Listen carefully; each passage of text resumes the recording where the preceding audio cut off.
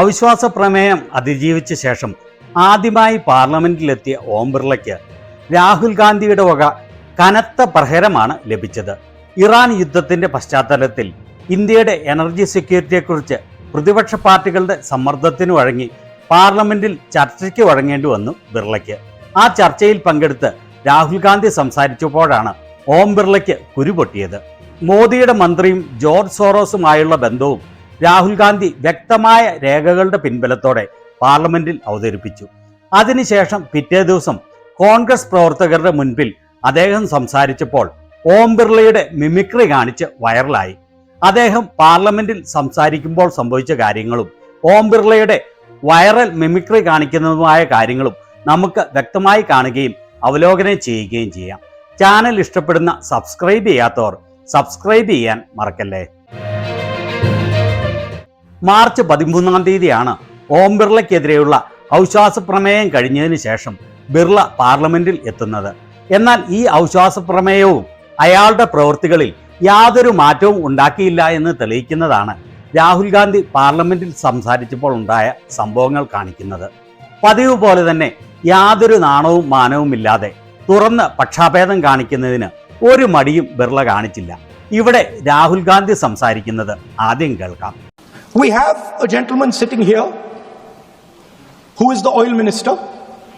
He himself has said that he is a friend of Mr. Epstein. Oh. Sir, I'm talking about oil security, sir. Sir, I'm talking about oil national. I'm talking about economic security, sir. Sir, here I have a document which shows that his daughter has received money from George Soros.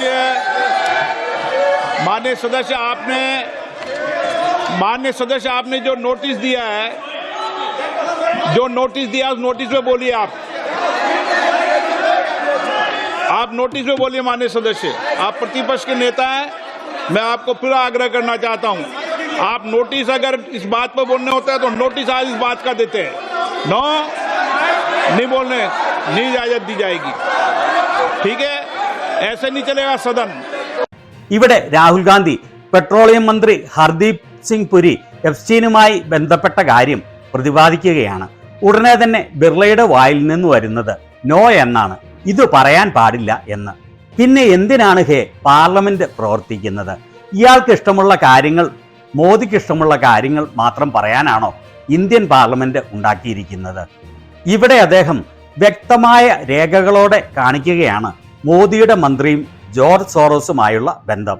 മന്ത്രിയുടെ മകൾ George സോറോസിൽ നിന്നും പണം കൈപ്പറ്റിയ കാര്യം നമുക്കെല്ലാവർക്കും അറിയാവുന്ന കാര്യമാണ്. സംഘികളുടെ ഏറ്റവും പ്രിയപ്പെട്ട ആളാണ് ജോർജ് സോറോസ് എന്ന്. അവരുടെ വായിൽ നിന്ന് എപ്പോഴും വരുന്ന പേരാണ് സോറോസ്. സോറോസ് ആരെന്ന് പോലും ഈ പറയുന്ന സംഘികൾക്ക് അറിയില്ല എന്നുള്ളതാണ് വസ്തുത.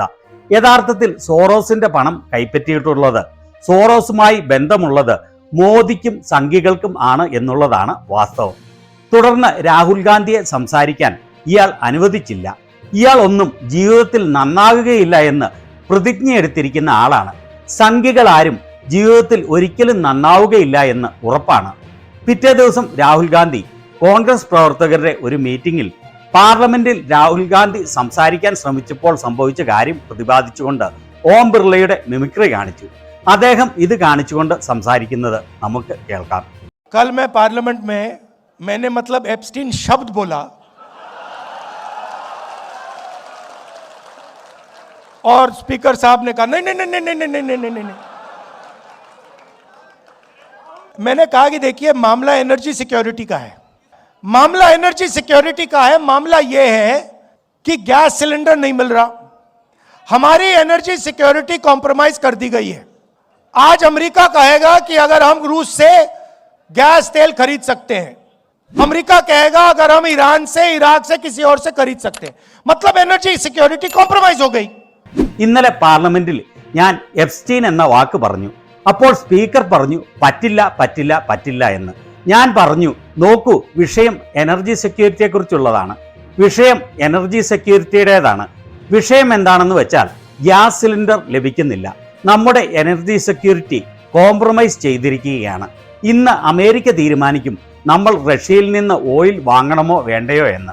അമേരിക്ക പറയും നമ്മൾ ഇറാനിൽ നിന്ന്, ഇറാഖിൽ നിന്ന് അല്ലെങ്കിൽ മറ്റാരിൽ നിന്ന് എങ്കിലും ഓയിൽ വാങ്ങണമോ വേണ്ടയോ എന്ന്. അതിന്റെ അർത്ഥം നമ്മുടെ ഊർജ്ജ സുരക്ഷ കോംപ്രമൈസ്ഡ് ആയി എന്നാണ്. उसके बाद मैंने बोला क्यों हुई, और मैंने कहा ये जो हरदीप पुरी बैठा है, ये जिसको आपने ऑयल मिनिस्टर बनाया, ब्यूरोक्रेसी से उठा के ऑयल मिनिस्टर बना दिया, ये पहला कॉम्प्रोमाइज है. इसका तो नाम उधर एप्स्टीन फाइल में है, तो उसका दोस्त है. इसकी बेटी के कंपनी में जॉर्ज सोरोस का पैसा गया है. അതിനുശേഷം ഞാൻ പറഞ്ഞു എന്തുകൊണ്ടാണ് അങ്ങനെ സംഭവിച്ചത് എന്ന്. അപ്പോൾ ഞാൻ പറഞ്ഞു ഇവിടെ ഹർദീപ് പുരി ഇരിപ്പുണ്ട്, നിങ്ങൾ പെട്രോളിയം മന്ത്രിയാക്കിയയാൾ ബ്യൂറോക്രസിയിൽ നിന്ന് എടുത്ത് ഓയിൽ മിനിസ്റ്റർ ആക്കി. നിങ്ങൾക്കറിയാവുന്ന കാര്യമായിരിക്കും ഹർദീപ് സിംഗ് പുരി മുൻ ബ്യൂറോക്രാറ്റ് ആണ് എന്നുള്ളത്. ഇതാണ് ആദ്യത്തെ കോംപ്രമൈസ്. അയാളുടെ പേര് എപ്സ്റ്റീൻ ഫയൽസിലുണ്ട്. എപ്സ്റ്റീനിന്റെ സുഹൃത്താണ് അയാൾ. അയാളുടെ മകളുടെ കമ്പനിയിൽ ജോർജ് സോറോസിന്റെ പണം വന്നിട്ടുണ്ട്. तो जैसे ही मैंने कॉम्प्रोमाइज शब्द का प्रयोग किया, स्पीकर कहते नहीं भैया, नहीं कॉम्प्रोमाइज शब्द नहीं बोल सकते. अभी आप देखना क्या होने वाला है यहाँ पे. ये स्टेट ऑफ हॉर्मुज जो बंद हुआ है, अभी आप देखना हिंदुस्तान में क्या होने वाला है. अभी तो शुरुआत हुई है. क्यों? क्योंकि नरेंद्र मोदी ने हिंदुस्तान की एनर्जी सिक्योरिटी अमेरिका को दे दी. क्योंकि नरेंद्र मोदी एप्स्टीन के कारण, अदानी के कारण, अपने फाइनेंशियल स्ट्रक्चर के कारण कॉम्प्रोमाइज्ड हो गए हैं. नरेंद्र സറണ്ടർ हो गया है. ഞാൻ കോംപ്രമൈസ്ഡ് എന്ന ശബ്ദം ഉപയോഗിച്ചപ്പോൾ സ്പീക്കർ ഉടനെ പറഞ്ഞു കോംപ്രമൈസ്ഡ് എന്നുള്ള ശബ്ദം സംസാരിക്കാൻ പാടില്ല എന്ന്. ഇനി ഇവിടെ എന്താണ് സംഭവിക്കാൻ പോകുന്നത് എന്ന് നിങ്ങൾ കണ്ടുകൊള്ളൂ. ഹോർമൂസ് സ്ട്രെയിറ്റ് അടച്ചതിന്റെ കാരണത്താൽ ഇന്ത്യയിൽ ഇപ്പോൾ എന്താണ് സംഭവിക്കാൻ പോകുന്നത് എന്ന് കണ്ടുകൊള്ളൂ. ഇപ്പോൾ ആരംഭിച്ചിരിക്കുകയാണ്. എന്തുകൊണ്ടാണ്? കാരണം നരേന്ദ്രമോദി ഇന്ത്യയുടെ ഊർജ്ജ സുരക്ഷ അമേരിക്കയ്ക്ക് മുന്നിൽ അടിയറവ് വെച്ചു. കാരണം നരേന്ദ്രമോദി എപ്സ്റ്റീൻ കാരണവും അദാനിക്കെതിരെ അമേരിക്കയിലുള്ള കേസ് കാരണവും അവരുടെ സാമ്പത്തിക ഉറവിടത്തിന്റെ കാരണത്താലും കോംപ്രമൈസ്ഡ് ആയിരിക്കുകയാണ്. നരേന്ദർ സറണ്ടർ ചെയ്തിരിക്കുകയാണ്. ഇദ്ദേഹം പറഞ്ഞത് 100% ശരിയാണ്. മോദിയുടെ മുതലാളി അദാനിക്കെതിരെ അമേരിക്കയിലുള്ള കേസ് കാരണം മോദിക്ക് ട്രംപിന് മുന്നിൽ വാ തുറക്കാൻ ഭയമാണ്. എപ്സ്റ്റീൻ ഫയൽസിൽ മോദിയും മോദിയുടെ മന്ത്രിമാരും ഉള്ള കാര്യങ്ങൾ പുറത്തു വന്നത് നമ്മൾ എല്ലാവരും കണ്ടതാണ്.